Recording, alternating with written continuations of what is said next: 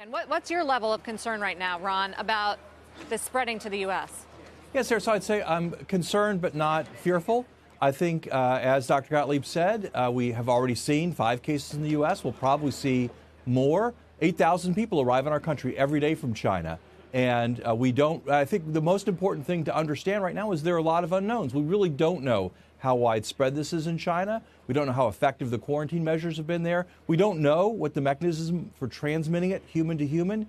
And we don't know, there are reports that, in fact, people can spread the disease even though they don't have symptoms. So I think there are a lot of unknowns. I think that we need to be prepared in this country, and we need to be ready for it. So talk a little bit about that, your time in the Obama administration dealing with Ebola.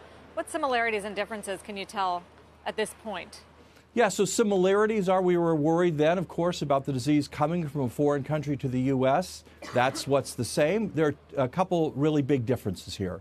The first is the level of people coming from these countries. About 500 people a day come to the U.S. from West Africa.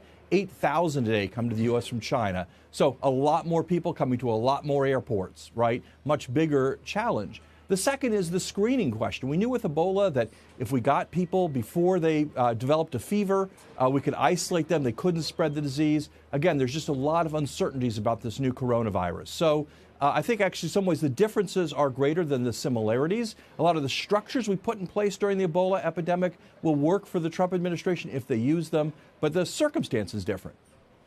Well, if you were the coronavirus czar, given what you're saying about 8,000 people a day arriving from China, and not necessarily being able to ascertain whether they actually have the virus, given they may not be showing any symptoms, would you ban Chinese travelers from arriving in the United States?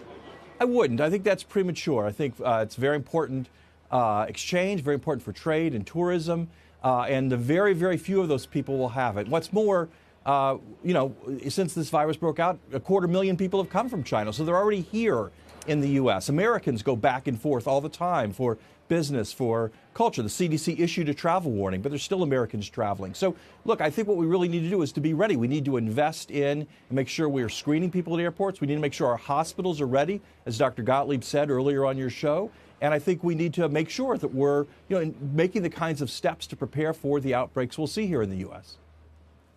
Ron, how do you read China's response so far? Does it live up to global standards in your estimation? Well, I'd say, Sarah, it's a great question. I'd say it's a mixed bag. I think on the one hand, China has been more candid and transparent than in past outbreaks. But I still think there are some hard questions about whether or not they are being candid and transparent. Their case count seems extremely low compared to what most of the expert models say is going on in China. Whether or not they've been honest about what's happened and how it's happened, I still think remains to be seen. And I think also there's just some confusion there, as there isn't any outbreak. So even if they mean to be candid and transparent, the information may be wrong. So I think it's very important that we, stay on top of the science. We stay on top of the developments. We listen to what the Chinese are saying, but we don't take their word for it. I just think there's lots of things to be doubted in what they're telling us.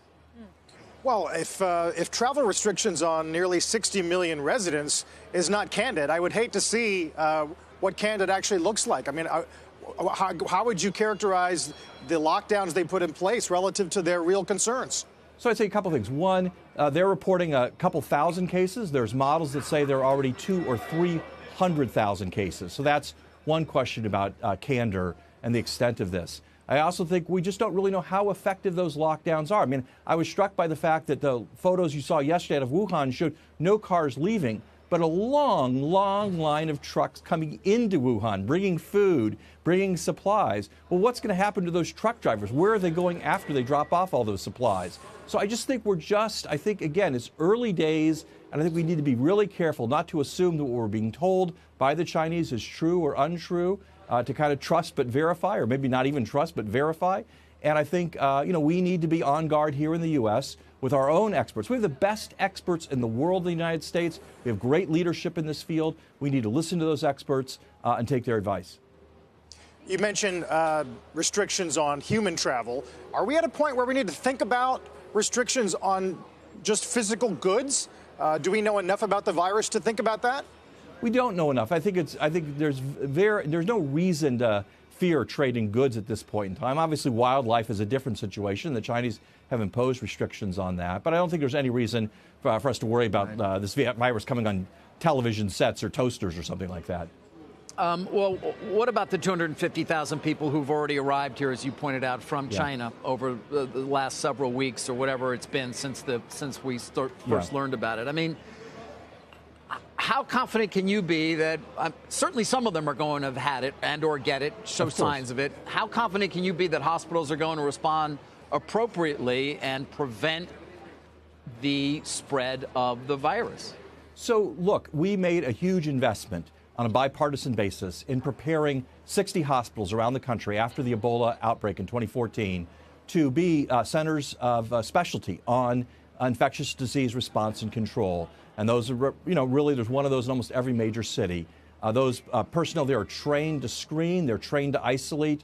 I think we have very strong facilities. Now, one challenge is that funding runs out in May and Congress hasn't yet renewed it. So if I were in the administration, I'd be going to Congress right now and making sure we're strengthening those hospitals and also making sure we're helping state and local governments. The burden is going to fall on them to track those people who are here in this country, to make sure they're not developing the disease, to make sure they're not spreading the disease. That is going to be a big challenge, a big stress on state and local public health departments. They need reinforcements because of the size and the scope of this challenge.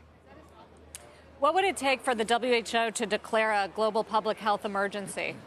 That's a great question. I think they should have done that last week.